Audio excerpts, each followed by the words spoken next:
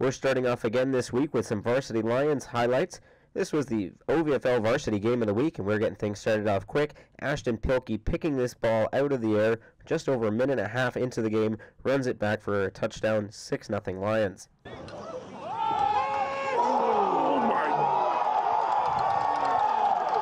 That clip really speaking for itself. Devin Keeling was a big physical force in this game and set the tone for Cambridge early. Niagara answering back with a long bomb downfield to number 17, Brandon Solanke. Varsity Game of the Week, and the Spears came to play. Niagara unable to do anything on this drive. They do have to settle for a field goal. Cambridge now leads 7-3. Cambridge now on offense. Watch this pass here to Brandon McCracken. Climbs the ladder to get that one. Sacrifices some body. That's a big gain for the Lions. Having himself a big game this weekend was number 26, Caden Jesperson, making a big grab on this play here, taking a little body himself from Niagara. And then the Lions get Salachev to punch this ball ahead here to pick up the first down. Great drive for the Lions here. Unfortunately, they would fumble it and lose possession. And here's another big hit by number 14, Matthew Scalos. And here's a great return by Alex Salachev.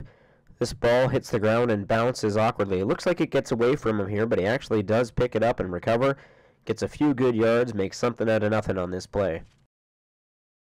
Cambridge now hunting for the first down here. Roberts with a nifty little move through traffic. Finds McCracken. Hands McCracken the ball. McCracken, look at this. Doesn't want to go down. Stays on his feet until he's pushed out of bounds. Same drive now for Cambridge. Roberts spotting Jesperson downfield. Jesperson jumping up, reaching over his head to pick that one out of the air. That's a great catch. Cambridge on a later drive were unable to score on the last one that we just showed. Roberts right down the middle to Beeksma through two defenders, picks that one up. Then on the very next play, look at this, Niagara's number 91, Jacob Moore. What a read. Nowhere to go for Salachev on that. Later the same drive. Roberts looking to go long downfield. Who's he going to throw it to? Who else but Magic Hands Jesperson. Had himself a great game, as we mentioned. He's brought down by a load of spears. Cambridge now within 10. Roberts up in the air, finds Beeksma in the end zone. Cambridge now leads 13-3. Keelan Burnham, last week's OVFL Special Teams Player of the Week. He can't just kick the ball, he's got smarts too. Look at this play. Doesn't look like it should be legal, but it totally is. Last 5 minutes of this game, absolutely crazy. Look at this. Niagara determined to get that ball back. They get a sack on Roberts here. Then they pick the ball up on a fumble recovery. Last 5 minutes of this game, like I said, really interesting. However, Cambridge picking off the interception, though they're unable to do anything with it. At the half, the score 14-3 for Cambridge. Niagara starting off the second half right. Blair Robertson downfield to number 27, Mitchell Heehan, for a big completion. That puts Niagara in good striking position. Robertson now looking to go into the end zone, just getting there in time, however. Number 20, Ben Cross, defending that pass. However, Niagara fumbles the ball, though it doesn't stick. There was a penalty on the play. And here we have another of Keeling's monster hits. Niagara really does have themselves a tremendously skilled athlete in their quarterback, Robertson. Look how much hang time's under this ball. It doesn't even look like Solanke's going to get to it in time. Touchdown, 14-9 Lions. Very next play, McCracken gets back there to return this kickoff. He'll find a lane right up the middle. Great return here for the Lions. First play of that drive. Where did Stephen Warner go? He had 2 touchdowns last week. He's been quiet all game. There he is. He'll catch that before taking a big hit. Then Roberts will grab this ball.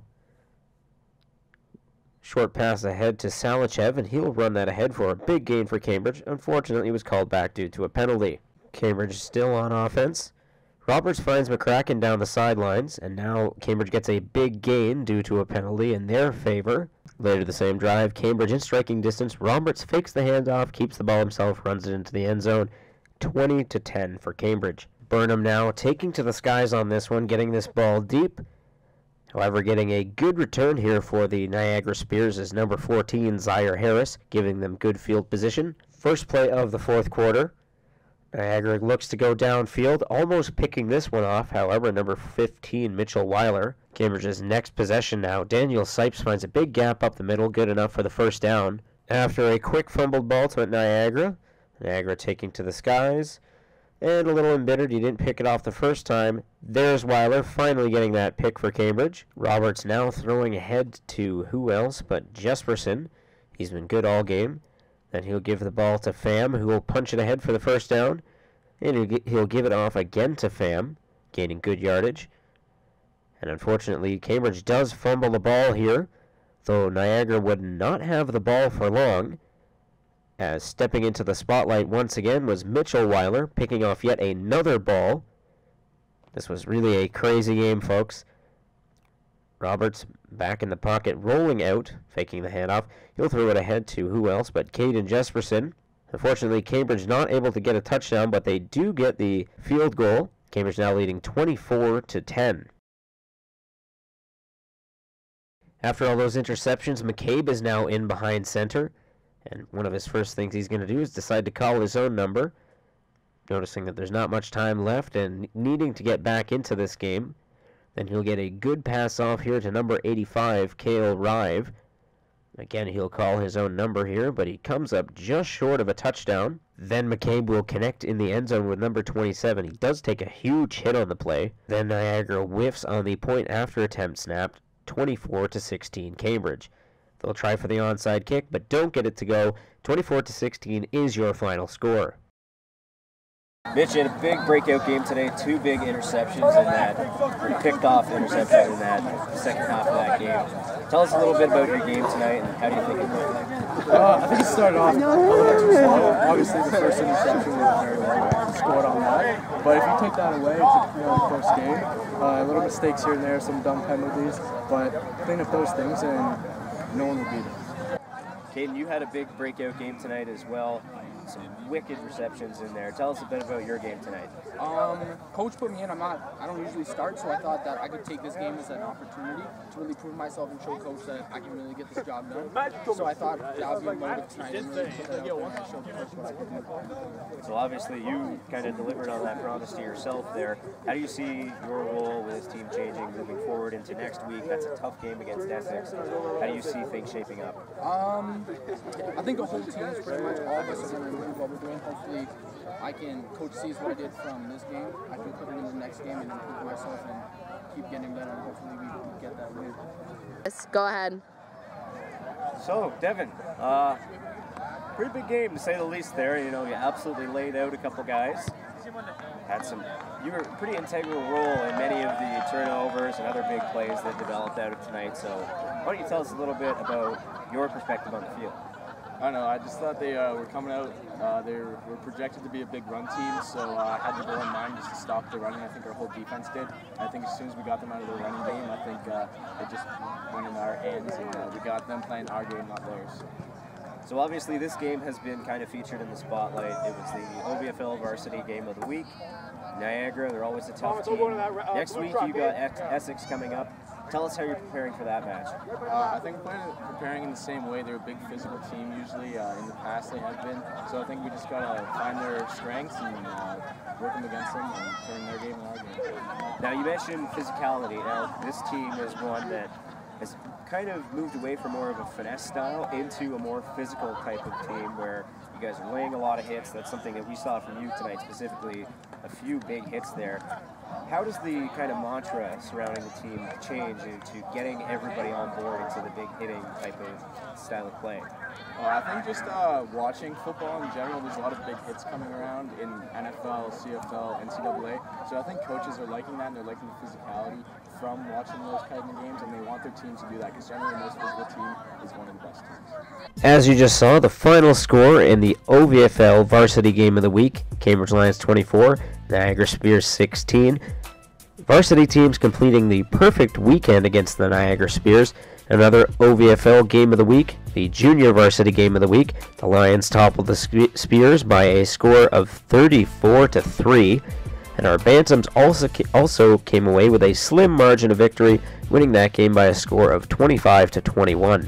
Although the biggest test for the OVFL teams is just yet to come, it will be this weekend as they take on the Essex Ravens. We'll have to see if both our varsity and junior varsity teams can stay undefeated.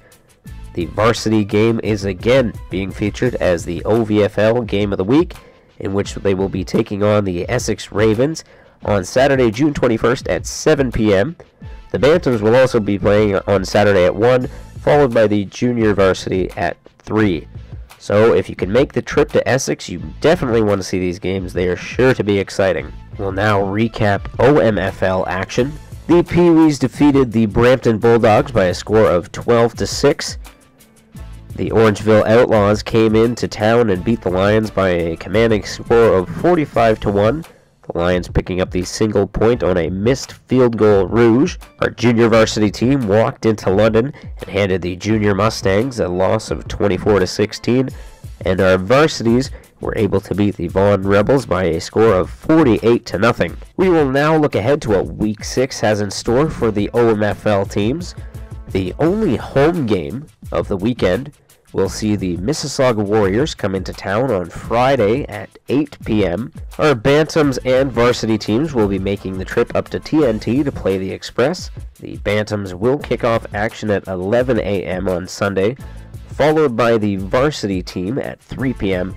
And on Saturday, June 21st at 12 noon, the junior varsity team will be making the trip into Mississauga to play against the Warriors. Thank you for tuning in to another exciting episode of the Lions Roar. Remember, there is only one game at home this week, and we would fully encourage you to head out on the road to cheer on our guys. Thanks for tuning in, and we'll catch you next time.